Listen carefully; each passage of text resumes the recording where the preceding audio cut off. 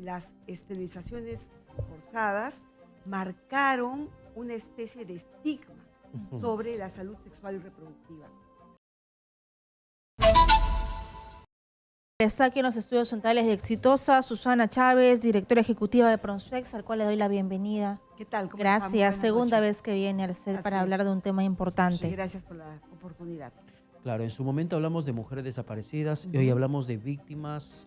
¿Podríamos llamarla como víctimas cuando se trata de menores de edad que son madres en estos momentos? A ver, podríamos en todo caso llamarlas víctimas del sistema, porque no Ya, necesariamente todas están enfrentando embarazos productos de una violación o de una perpetración, pero sí podríamos llamarlos víctimas de la desinformación, podríamos llamarles víctimas de la falta de atención, de la falta de acceso y de lo que significa la importancia de las políticas públicas, ¿no? Así es. Ahora, si hablamos de las edades, ¿cuáles son las edades en promedio donde estas adolescentes salen embarazadas? Bueno, lo que pasa es que hay dos grandes grupos, ¿no es Ujú. cierto? Y la mayoría probablemente estén entre los 15 y los 19 años. Ese es el porcentaje mayor. Sin embargo, esto no invisibiliza el grupo de menor edad, menores de 15.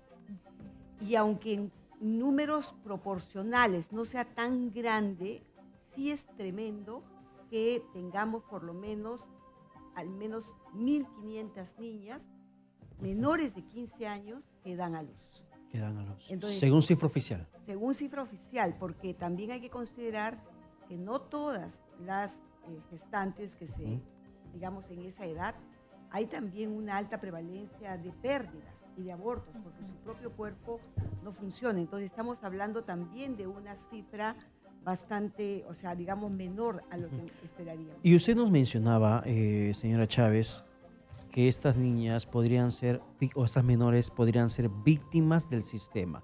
¿Qué está fallando en el sistema para seguir teniendo cifras altísimas de embarazos adolescentes? Sí, y además cifras que te señalan que durante la pandemia supuestamente descendió y ahora ha incrementado, cuando en realidad lo que no se tenía es una certeza en las cifras y en la data. Y entonces esto también nos habla de un precario sistema de información que efectivamente no está dando cuenta de todos los problemas. A ver, ¿qué cosa está fallando? En el tema de adolescentes están fallando muchas cosas hace muchos años, no tan solo de este gobierno, sino ya creo yo las esterilizaciones forzadas marcaron una especie de estigma sobre la salud sexual y reproductiva. Y esto ha hecho que todos los sucesivos gobiernos hayan visto estos temas con mucho temor. Y particularmente creo que este temor se ha concentrado más en las adolescentes por un tema de considerar un ámbito de la sexualidad de los adolescentes. Entonces, las autoridades han sido muy reacias a abordar este tema como se amerita. Y básicamente por una serie de prejuicios y entendimientos sin entender que es un serísimo problema de salud pública, sin entender lo que significa, porque cuando uno habla de 30.000 adolescentes que se embarazan, uno tiene que decir 30.000 adolescentes que truncaron su futuro, que eso es mucho más claro para entender el enorme costo de un embarazo en adolescente. Así es, porque hay muchos congresistas y parlamentarios que hablan sobre el tema del aborto y es completamente válido poder debatirlo, pero creo que es importante la prevención. Totalmente. Que los niños, que los adolescentes puedan conocer cuáles son los límites y cuál es una sexualidad segura. Frente a eso, hay un poco de cifras de cuáles son las regiones, porque yo sé que la realidad de una niña de 15 años no es igual a la de una niña en el interior del país, en la sierra peruana o en la selva peruana. Así es. Mira, en general, digamos, todas las políticas de planificación familiar durante varios años se han concentrado fundamentalmente en las mujeres adultas. Y en las mujeres adultas para espaciar sus embarazos, ¿no? Entonces ahí todo el mundo se ha movido cómodamente porque hay políticas efectivamente del Estado que permite por lo menos el acceso a métodos anticonceptivos, donde siempre ha habido un debate y ha sido complicado. Es más, tuvimos unos años en que se prohibió la entrega de anticonceptivos a personas menores de 18 años porque por una ley se acordó que consentimiento era solamente a partir de los 18 años. ¿Esto qué cosa es lo que trajo? No trajo a que la gente no tuviera relaciones sexuales. Y esto ocurrió entre el 2006 y el 2014. Ahorita no más. ¿Qué cosa produjo? No produjo de que la gente no tuviera relaciones sexuales, que las adolescentes no tuvieran relaciones sexuales. Favor. Lo único que produjo es que el ministerio se abstuviera de entregar métodos anticonceptivos a adolescentes. Entonces, Así de dramático. en esa línea del sistema que está fallando, ¿también forman parte los padres de familia? Sí, Porque si hay cierto... yo entiendo que cuando hablamos de métodos anticonceptivos, a los padres les puede sangrar los oídos. Sí. Cuando hablamos de que a una niña de 14, de 15 años le tengas que entregar un preservativo o una pastilla, puede escandalizarse porque pueden decir que están hipersexualizando a una niña, una menor de edad. Y nosotros, de una u otra forma, como padres, somos parte de este sistema. Por eso le pregunto, señora Chávez, si es que los padres también están fallando dentro de esta política sexual reproductiva que tendría que evitar esos embarazos adolescentes. Mira, definitivamente sí. Estamos hablando todavía de generaciones de padres y seguramente habemos muchos en donde la sexualidad de nuestros hijos nos molesta, nos genera tensión. Sin embargo, fíjate que cuando hablamos de entrega de métodos anticonceptivos tenemos que hablar de un paso atrás. ¿Ya? Que ese paso atrás lo que significa es tener información, tener educación sexual. Y lo que ha demostrado la educación sexual en las escuelas es que tiene la potencialidad de postergar el inicio sexual. Porque efectivamente un inicio sexual temprano no es un aspecto tan positivo. Uno quisiera más bien que las personas postergaran el inicio sexual hasta un periodo en que se sienta, Y de madurez, digamos, y de ¿no? madurez y por supuesto, y también de recursos. Todo eso debería darse en un contexto de un inicio sexual. Lamentablemente, en el país, el inicio sexual es un tema prácticamente ignorado. Y yo te decía, la concentración está en el acceso a métodos anticonceptivos en mujeres adultas que quieren espaciar sus embarazos. Pero el acceso en las adolescentes es bastante bajo, aún teniendo vida sexual activa.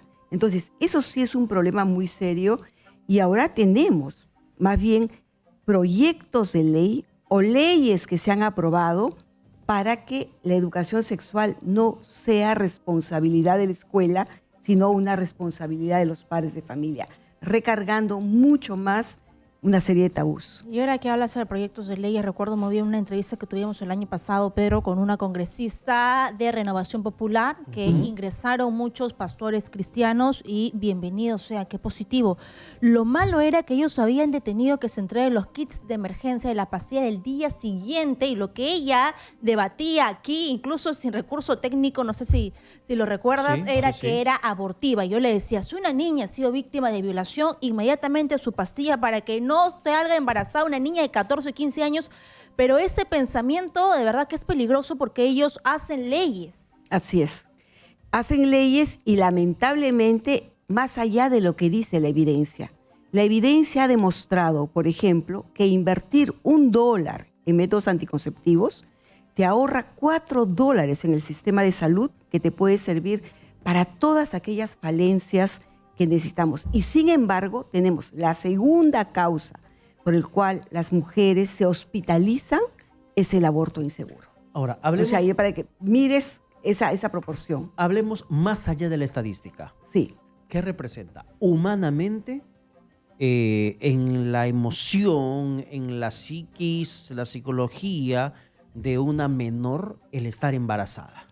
Es ¿Cómo muy, golpea? a ver, es un tema complejo. Lo que se sabe es que inclusive teniendo relaciones sexuales voluntarias, que en nuestro país el promedio de edad son los 14 años, inclusive siendo voluntario, las relaciones sexuales no se hacen con el fin de procrear y tener un embarazo. Y obviamente es una situación sumamente compleja.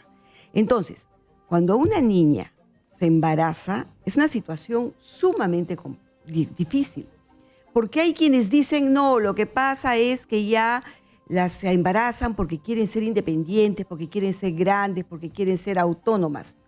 Lo que se ha demostrado que más bien el embarazo lo que te significa es un truncamiento de tu proyecto de vida, y las adolescentes embarazadas sufren muchísima violencia en el hogar, muchísima violencia por parte de los padres, muchísima violencia por parte de la familia. Humillaciones. Insultos. Ahora te vas a la cocina, ya dejas de estudiar, tú has fallado a la familia. Entonces hay un estigma. La maternidad no tiene nada de beneficioso para las adolescentes, sino más bien carga un estigma. Y es una situación muy compleja.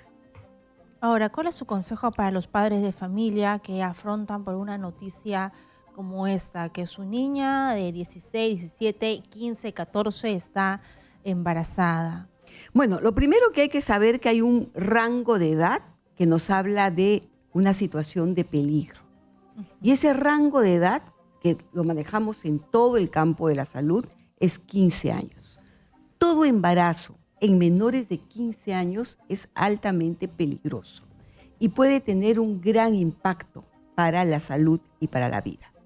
Por ejemplo, nosotros consideramos que teniendo en el Perú el aborto terapéutico para evitar un daño grave y permanente, las adolescentes menores de 15 años, las niñas menores de 15 años deberían ser evaluadas para efectivamente saber si están en no condiciones de continuar este embarazo. Ahora, también es cierto, pueden haber adolescentes que quieran continuar este embarazo. Allí lo que hay que generar es un entorno positivo, por lo menos para dos cosas. Uno, no abandone la escuela. Y dos, un proyecto que se está discutiendo ahorita en el ministerio, es que eso no lo resuelve, en el Congreso, eso no lo resuelve un matrimonio apurado.